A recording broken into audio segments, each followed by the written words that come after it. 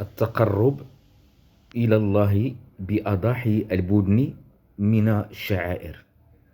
والله سبحانه وتعالى أمرنا في القرآن الكريم بتعظيم الشعائر في سورة الحج: أعوذ بالله من الشيطان الرجيم ومن يعظم شعائر الله فإنها من تقوى القلوب. صدق الله العظيم.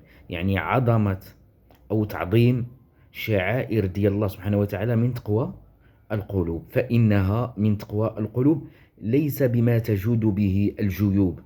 واش الله سبحانه وتعالى التعظيم المراد به هو تعظيم السردي؟ هو تعظيم الحمري؟ الأضحية هي قرب إلى الله. والله كاين شي واحد اللي غادي يضحي وهو في بالو راه القرب من الله، والله ما لا يزيده إلا بعدا.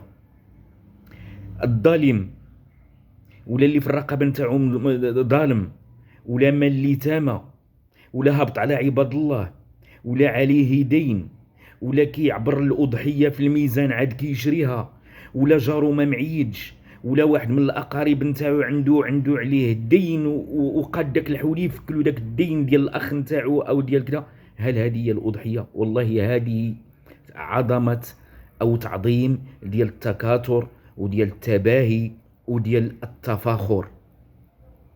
مع الأسف انتم كتشوفوا الطيبات، الحروف كتشوف الطيبات من الناحية المادية، أما الحروف هي كتشوفها من ناحية الروح،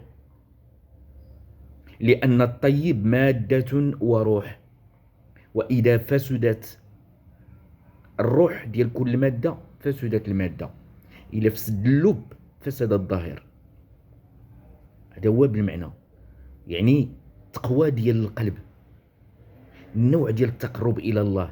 الله ما باغي منك لا سردي ولا حمري ولا كبش يكون ولا عجل ولا طور، مصداقا لقول الله سبحانه وتعالى كذلك في سورة الحج: لن ينال الله لحومها ولا دماؤها ولكن يناله التقوى منكم. صدق الله العظيم. ما باغي الله سبحانه وتعالى لا دم ولا لحم ولا أنتم ولا أنا نحزن. شنو باغي الله سبحانه وتعالى؟ يكون الهدي فيه تقوى القلوب، تكون صفي الذمه نتاعك من الظلم، تكون ما كانش تكون عندك، ما تكونش عندك المال يتيم، تكون ما تكلفش على راسك وتسلب بالكريديات، ما تمشيش دير الكريدي وتقرب بيه لله. واش الله قال لك سير دير الكريدي باش تقرب بيا؟ واش الله سبحانه وتعالى قال لك هبط على صاحبك وتقرب ليا؟